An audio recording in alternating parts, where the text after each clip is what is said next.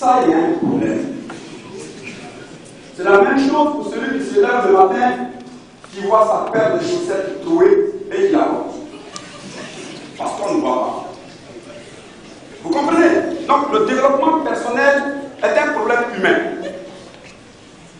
Quelquefois, on a tendance à accuser les voisins, à accuser les gens, mais je pense que c'est le développement personnel qui va nous permettre d'être une valeur ajoutée, comme l'a dit tout à l'heure le président du groupe IFPRO. Alors, pour nous, les bénéficiaires, n'est-ce pas, de ces 3000 bourses d'études doivent être des personnes, doivent être des valeurs ajoutées au développement, n'est-ce pas, de ce pays chaleureux, n'est-ce pas, qui les accueille, mais en même temps, se préparer à développer et à être, n'est-ce pas, un outil de développement et une valeur ajoutée pour soi et son propre pays. Effectivement, les bourses d'études, personne n'y croit parce que quelquefois ça peut paraître utopique.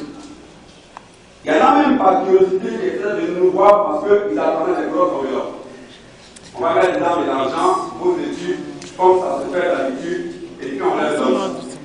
Les étudiants, eux, ils ont une stratégie. Les parents, ils donnent l'argent, quand ils arrivent ici, ils se marient.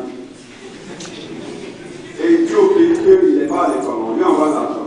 Et il entretient un foyer. Quand il n'a plus d'argent, il va commencer à appeler, n'est-ce pas, les parents qui sont soit en Europe, un peu partout, pour qu'on lui envoie des Western Union.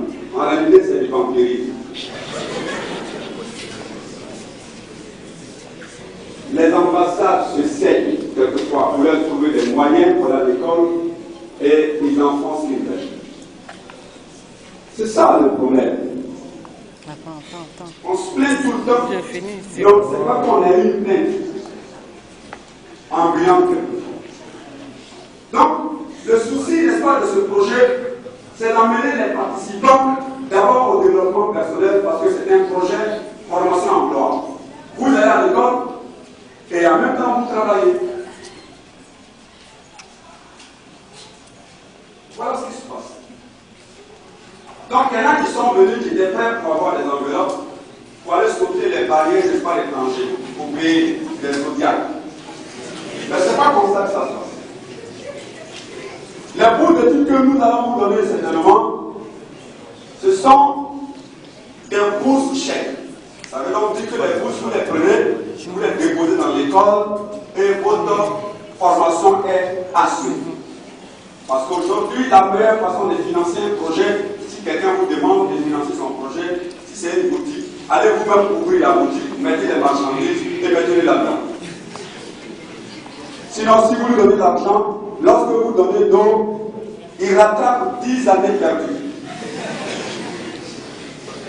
Il s'assoit dans un café, dans un bar, et il va commencer à explorer les plus grands vices, n'est-ce pas, dont il n'a pas pu se satisfaire. Voilà le vrai problème. Donc le développement personnel, c'est une dynamique pour réussir. Alors, il faut prendre une décision. Il faut avoir la capacité, n'est-ce pas, de la responsabilité, des engagements et un esprit d'initiative pour qu'on puisse évoluer. Si on n'a pas un esprit d'initiative, ça va être un problème. C'est la capacité à faire un choix, c'est le besoin d'assistance, l'habitation personnelle. Vous savez, il y a des jeunes gens souvent qu'on garde chez nous, qui ont 21 ans, 22 ans, 23 ans. Et à un certain moment, quand vous lui demandez, n'est-ce pas, de se concentrer sur ses études, parce qu'il en a juste pour 7 ans, s'il veut faire de longues études, il vous dit, mais papa, vous êtes autant, je suis devenu assez grand, chaque fois vous me verrez, vous me surveillez, vous ne voulez pas que je sorte et tout ça. Mais quand vous êtes grand, vous quittez la maison et vous prenez votre maison. Vous ne restez pas à vider le sac de riz, ou n'est-ce pas, les ignames qui sont à la maison, ou le couscous. Vous allez prendre votre maison, en ce moment, on va comprendre que vous êtes devenu majeur.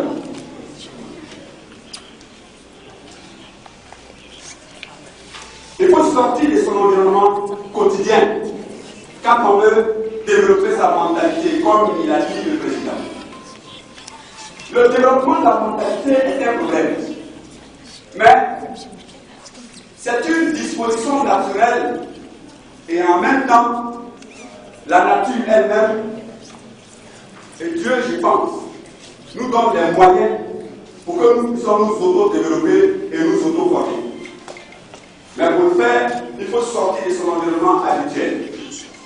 Quand nous lisons, n'est-ce pas, les grandes lignes des livres saints, nous découvrons que Dieu, quand il veut bénir les gens, il les enlève, n'est-ce pas, dans leur sein maternel et il va les bénir loin de la maison maternelle.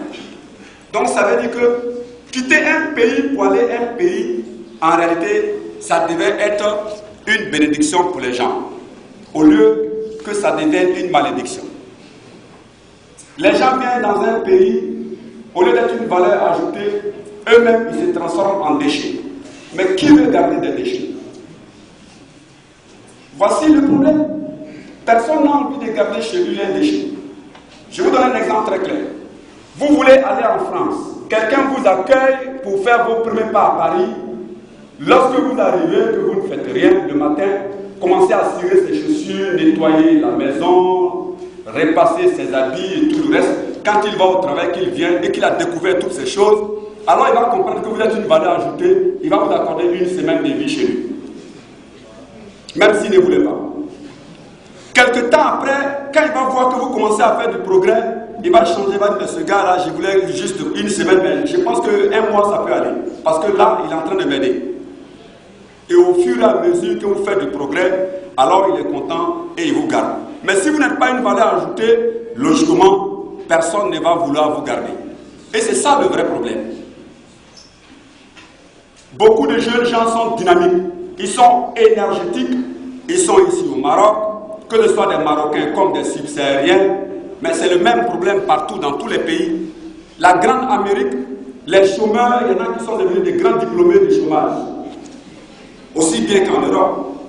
Mais vous allez en France, les clochards, on les trouve partout. Ce ne sont pas des subsahariens, ce sont des Français. Donc, vous pensez que vous ne pouvez pas accéder, n'est-ce pas, au développement de vous-même, de votre famille, de votre tribu, de votre région, de votre nation et de l'Afrique?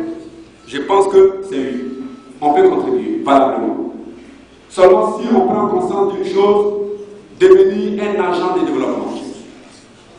Voilà un peu le credo dans lequel nous voulons former les 3000 étudiants que nous allons encadrer ici au Maroc.